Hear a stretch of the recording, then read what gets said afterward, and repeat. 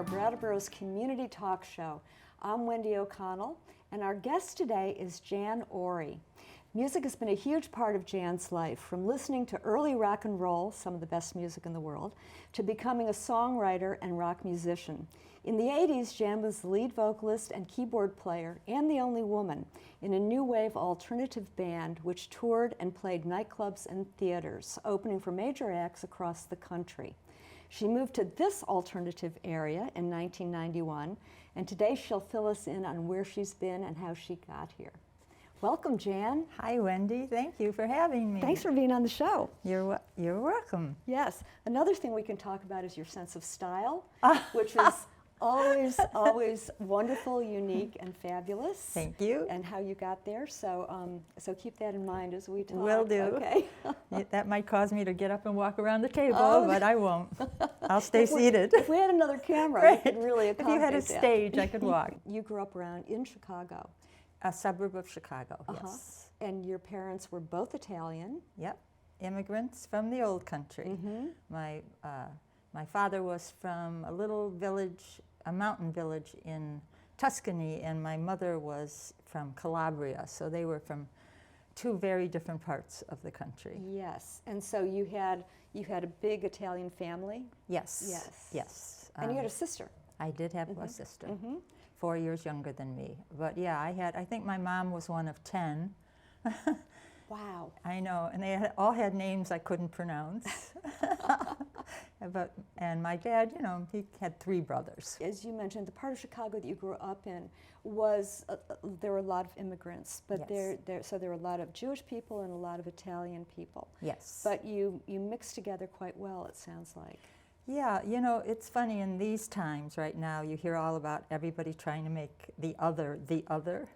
And back then, I don't know, maybe because the cultures were so similar, I never felt that. Yeah. I never felt like I was the other. Yeah.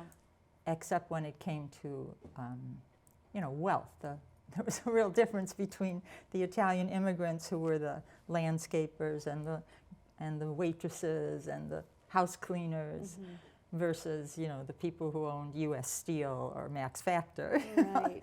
So but it was fascinating, really was. Neither one of my parents, I don't think they even went to 8th grade.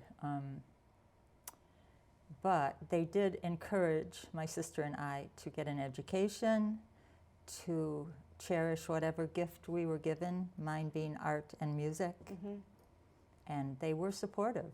One story that you told me before that I just love is that you wanted to learn how to play the piano. Yeah.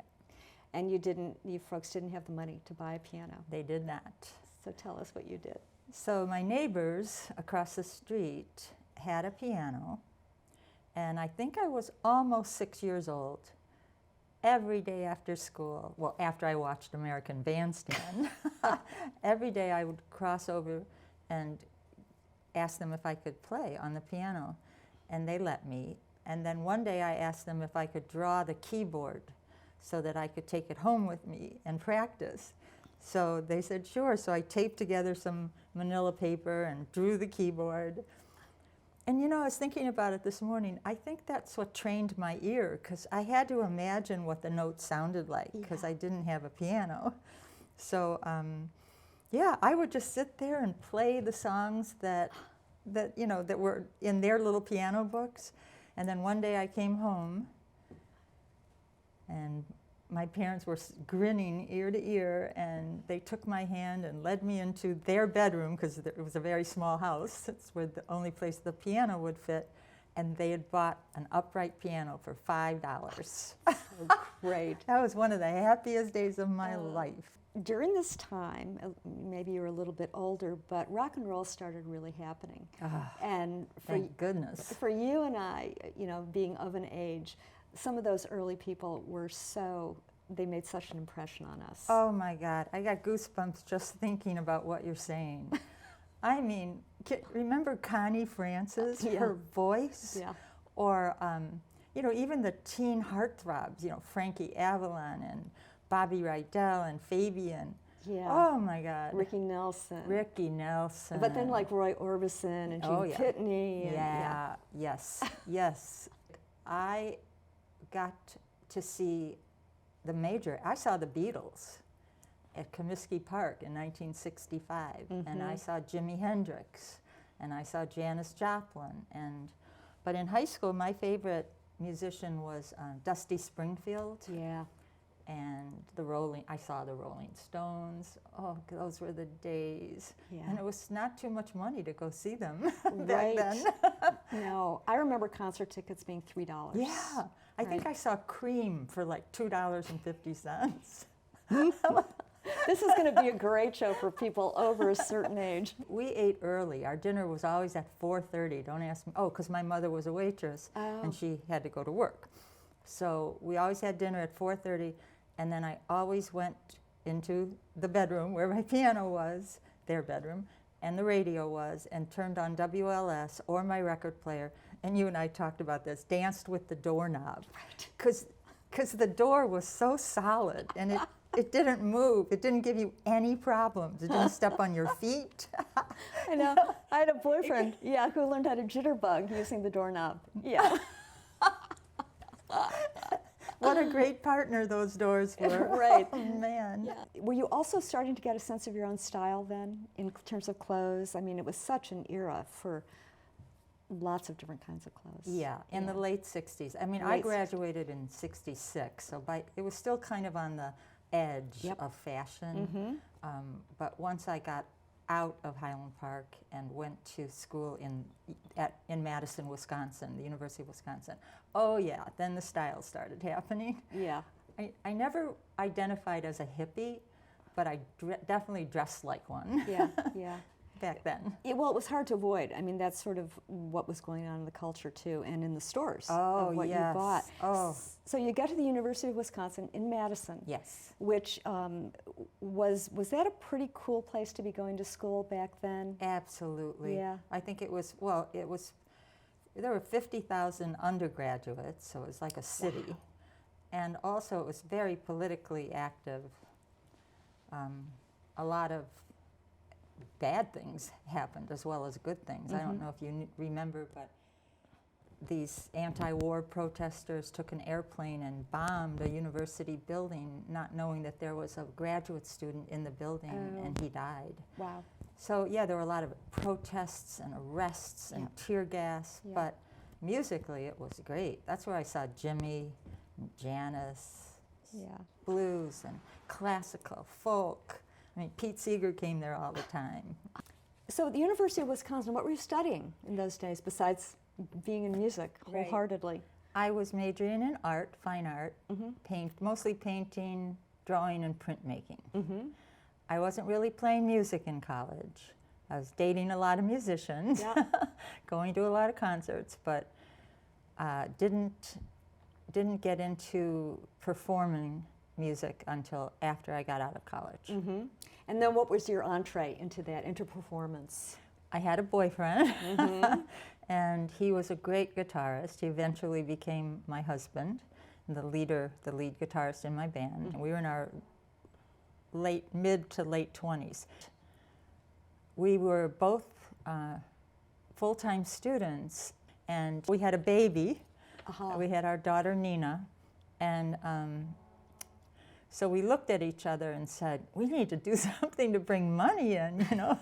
This WIC program only goes so far. And so we formed a lounge band with a drum machine, him on guitar, he and I on vocals, and occasionally we'd bring in a bass player who named himself Larry Mondello, like in Leave It to Beaver, and he was on roller skates.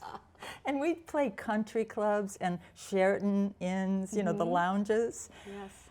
It was the most money I ever made in my life. I mean, we were rolling in it because we were booked every weekend, and it was only two of us, and there was no roadies to pay, no light people to pay, no managers. Just a babysitter. Just a babysitter. That's incredible. And they were cheap back then too. Yeah, 50 cents an hour, right? Yeah, something like that. Yeah. So were you songwriting at the same time, Jan?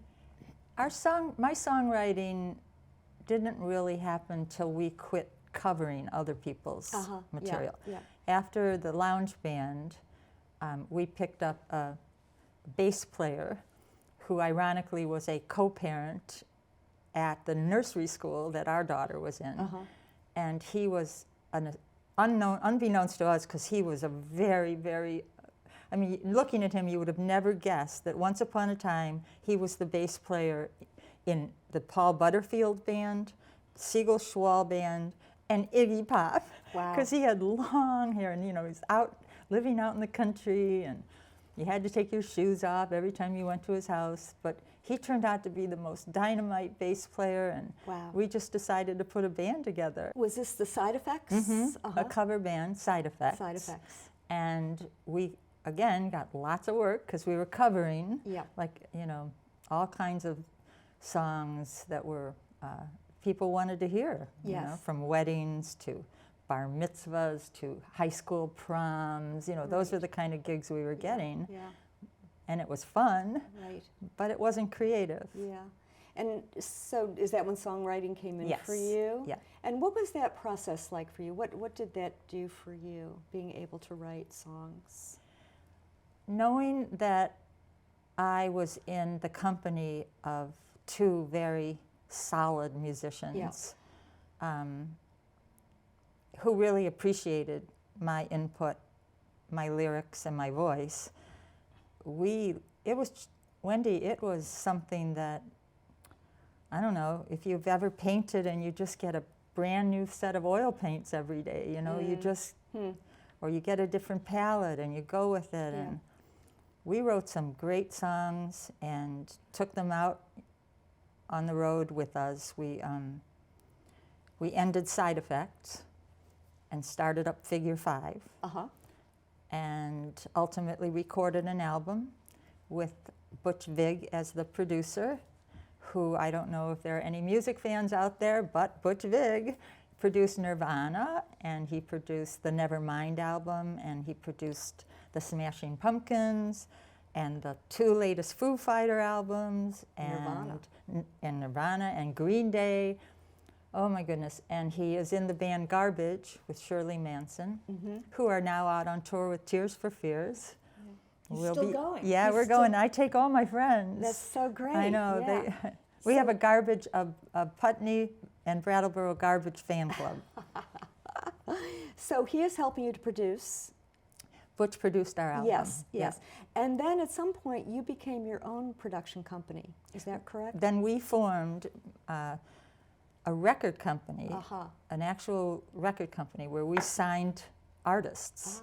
So it was Butch and me and Patty and 3 other people, and we formed a company and put out the word and we signed a number of artists. And it was funny because this coincided with Butch's rise to fame, because Nirvana was starting to come to record in the studio.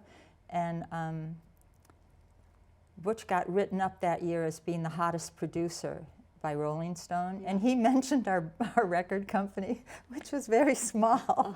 We only had like about 12 artists, but still. But still, yes, And so that was going along, and meanwhile, are you also touring at this point? Yes. Yeah, we were touring to promote the album. And you were opening for a lot of big bands. And I know, like Police, Smashing Pumpkins. The Ramones, that was one of my favorites. The Violent Femmes, XTC. Right. Goes on and on. And this was really the beginning of punk rock. Yeah, well, punk rock kind of like, it started like in the late 70s, like Television and Richard Hell and the Voidoids. I will never forget that band. But then, gradually the real heavy punk movement, I'd say 82, 83, then the grunge, Nirvana in the early 90s. I will never forget, one day I was laying in the sun and I got a phone call, and it was a man on the other end, and he said, "Is Jan Ori or Mark Wiley there?" And I said, "This is Jan." And he said, "This is Oedipus at WBCN in Boston."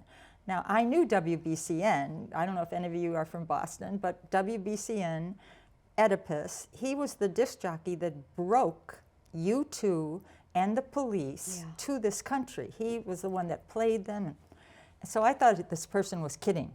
and he wasn't. Yeah. And he said he had gotten our album from a guy in Midnight Oil who sent it to a disc jockey in Paris, France, and here he was playing it in Boston on his show. And he wanted us to come out there Yep. and meet him, and he wanted to help us. So we were on fire. And then That hippie bass player I was telling you about, who I love, Jack, I hope someday I'll see you again, but he decided, since he had already been signed and had so many other albums, he was tired of music and wanted to go to nursing school. So I applaud that, but it broke up everything. it did, yeah. Yeah, because we were such a team. Yeah. And so this is getting to be the late 80s. Yes. The band breaks up. You guys are not playing any longer. Right. And then so you start, your fortunes change a bit. Yeah. And a lot of challenges start happening. Yeah. Yeah. Yeah, our daughter, our only child, she was diagnosed out of the blue at age 11 her name was Nina, and she was diagnosed with an inoperable brain tumor. Mm-hmm. Whew. It took about a year for her to go through that journey with me and all the people who loved her by her side. Mm. But she passed away when she was 12, and so then everything broke up, my marriage Yeah. and the band. Yeah. And I had an opportunity that the universe presented, I believe, and that's how I got here to Putney. Mm-hmm. Mm-hmm. I had an old boyfriend living here, Mm-hmm. and through all kinds of strange circumstances, I found out that he was alive and well after not seeing him for 25 years, living in Putney, Vermont. I didn't even know where I didn't even know where Vermont was. But I came here, and at first I said, oh my, what have I done? Because, there were no real music clubs, and every restaurant closed at 8 o'clock. Right. I'm used to getting on stage at 11, or 11:30. But I'll tell you, this community has been a lifesaver for me. Mm. Coming out of the greatest loss that a mother or any parent can ever have, Mm-hmm. the loss of your only child, and to come to this community where I'm getting goosebumps. I found the people to be, I would tell my friends in Madison, a lot of them aren't grounded at all, but they're grounded in that. They're grounded in not being grounded, and their hearts are so warm and big, and their wisdom it feels like lifetimes of wisdom, and Yeah.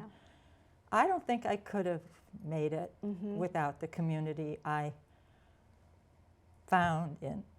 Yeah. Is it okay to cry? Yeah. Yeah. I don't think I could have made it without the friends and the job that I got at Silver Forest. I was the manager there and the buyer for 20 years. I feel blessed. I do. And I'm not religious, but I feel very blessed. Mm-hmm. Yeah. That kind of support is, people talk about living through something that you can't imagine, and to find where your resources are and to find that kind of support is quite remarkable. And to this day, her little friends that were 12 when we still get together once a year in Madison to celebrate Nina. And now they are mothers. Mm-hmm. They're Mm-hmm. lawyers and teachers and art professors, and they have children of their own. Yeah. And we all gather on the Wow. day that she passed Wow. in the little park where she played baseball. Uh-huh. And in here with my friends, we get together and have Nina's birthday party in December. Uh-huh. So my friends Nancy and Cynthia, who's no longer with us Yes. either, but Yeah. Donna. We all would get together, and we still do celebrate Nina on her birthday. What an amazing thing to leave behind Yeah. for family and for people, and to have it be a gathering place, and Yeah. a gathering point for everyone. Yeah. That's a hard story. It's a really beautiful story as well. Yeah. Thank you, Wendy. Yeah. Along the way, you also had Max. Oh, yeah. I was 45 and not getting my period. And I thought I was in menopause because that happens to a lot of women, early menopause. And nope, I went to Sherry Broadhurst and I said, I think I need something for menopause. And she said, she gave me a test. She says, you're not in menopause, you're pregnant. I never thought I'd ever have a chance after Nina died to be a mother again. I mean, you're always a mother when, no matter what. But I was pregnant, and I gave birth to my son, Max Ori, who works at the Brattleboro Food Co-op, who's that tall, dark, good-looking guy with the man bun, who's so wonderful. So wonderful. And he came into my life at age 45, and I'll tell you, there's nobody that can take Nina's place in my heart, but he created a new place in my heart. Yes, right. Yeah, yeah. He's got a great spirit. Thank you. Yes. Thank you. He does. It used to be people would stop him on the street in Brattleboro and say, "Is your mom Jan Ori?" And he'd say, "Yeah." And now they stop me and they say, "Is your son Max Ori?" I go, "Oh yeah, that's my boy." Yeah. It's funny how that switches at some point. It's a good switch. Are you doing any music now? I am not doing music on my own. Yeah. But what I am doing, I have a good friend who is a huge music manager in New York City and London and Nashville. He manages Metallica, the Red Hot Chili Peppers, Cage the Elephant, the Black Keys, Gillian Welch and Dave Rawlings, Eric Church, blah, blah, blah. Anyway, he's made me an official talent scout of Vermont. I mean, it's not official, I'm not getting paid. But whenever I hear a band that I think can go somewhere, I can recommend this band to Q Prime Management in New York. And that's what I do. I look now for music. And I have found one in Brattleboro. And here's a plug, Thus Love. If you ever get a chance to see them, Echo, Lou, and Nathaniel, Thus Love. Please go see them. They are amazing. Yeah. And someday they'll be famous and you will say, I could have seen them at the Stone Church. That's right. That's right. And they've gotten a little write-up in Rolling Stone. They did get a write-up in Rolling Stone. And you can tell they've got a little thing, there's a critical mass going on with recognition. Yes. Yeah. The other night I went to see them at the Stone Church. Yeah. Place was packed. Yeah. Dancing energy like I haven't seen in a long time. Yeah. And not that they're a dance band, but they just provide that beat that goes right into your body and your soul. They've got a great little video out as well. Really fun video. Do. Yes. All through these years, you've also been a runner. Yes. Yes. You've done a lot of running in your life. Anybody who knows me, who's seen me out on the street, probably wouldn't recognize me now because I always wear pink, coats and hats and big things on my head, and I never wave to anybody. I look very unfriendly, but I have to because I got to pay attention. But yeah, I've been running almost 50 years. Wow. Yeah. Wow. Before running was cool, even. It was just starting to get cool. Yeah, like very, very much an early runner, and I remember Sherry saying to me when I was 45 and pregnant, I said, should I stop running? She goes, no, that would hurt your body. You continue to run until you can't run anymore because your body is used to running. Wow. And so... So you're how many miles a week? I do 8 miles, maybe 4 or 5 times a week. Wow. So, yeah. That's a lot of running. But I'm slow. I've never been injured. Yeah. Well, I did fall a couple weeks ago. No major injuries. You probably circumnavigated the globe with the amount of running that you've done, right? I did what? Circumnavigated the globe. Oh, yeah, right? I think so. Yeah. Well, an astrologer once told me, I'm a double Scorpio, and an astrologer once told me, after doing my chart, that I have the energy of an Olympic athlete. Wow. And if I don't expend that energy, look out. Right. Well, going back a little to your life, your previous life in music, You know, it was such a heady time. There was so much going on. You've named all the names, you know, and there are 1,000 more. Is there anything in particular that you could share about just being in that world? When I was a little girl, dancing with the doorknob and putting a scarf, pinning a long scarf on my hair, pretending that was my hair, I wanted so much to be a rock musician, to perform and to, that was my dream. So no matter what form it took, you know, whether I was opening for the Violent Femmes or the Pretenders, or whether we were headlining our own act at Summerfest in Milwaukee, I was just doing what I knew I always wanted to do. And so when you live that dream out in a lifetime, it's okay to die, it's okay, you know, it's just, you're done, you know, you're not done, I'm not done. No. But I'm okay. And if I hadn't had that dream come true, I don't know. Yeah. I don't know what, I would still be looking for something. Now yeah. I can just know that I reached it and I can ride the wave. Yeah, yeah, you satisfied that, and more so. Yeah. Yeah, and Yep. also prime time to be able to do it. Yes. Yeah, Yep. yeah. It's true, right. It is true. We are in our prime time. Well, I was talking about the culture, but yeah, but also for you at that age. Oh, you know, yeah. it was a wonderful time to be able to do it. It really was. It was creative, and people lusted for good music. Yeah, yeah. And it wasn't canned. You know, it was still all live. Like our album, Butch produced it on an 8-track, like the Beatles, Sgt. Pepper. Right. It was on an 8-track, and it sounds so good. Yeah. The sounds he got out of, you know, 8 tracks and a good band, you know, amazing. I think at that age, I certainly didn't realize how important production is to an album. You know, and now I have a much greater appreciation of that. But somebody can take something and turn it into gold. Yes, you know? yes, it's Yeah. very true. Yeah. It makes all the difference. And when you perform live, you have to have a good sound person. Yeah. And if you're lucky enough, have a good lighting person. Yes, right.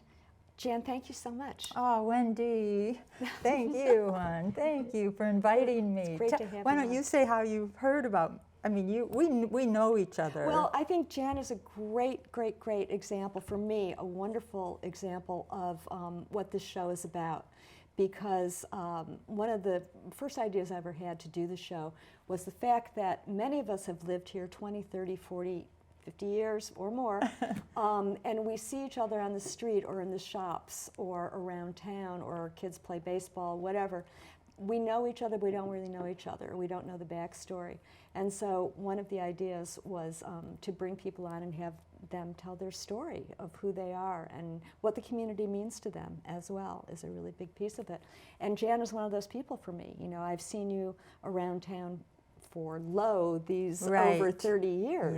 Yep. You know, but we've never really had a conversation. Right, So, it's true. Yeah. So sad, but not anymore. Exactly, exactly. So my wish has come true. Oh, thank you, thank you. Thank you, Jan. Thank you so much. Yeah. Thanks to all of you for tuning into this very fun show today. Stay tuned. We are going to have all kinds of people coming on. A few of those people that Jan mentioned, maybe not the Police or Smashing Pumpkins, but stay tuned for Thus Love with the local band. We're hoping to get at least one of them on the show. So thanks for being with us today. Stay tuned and see you next time.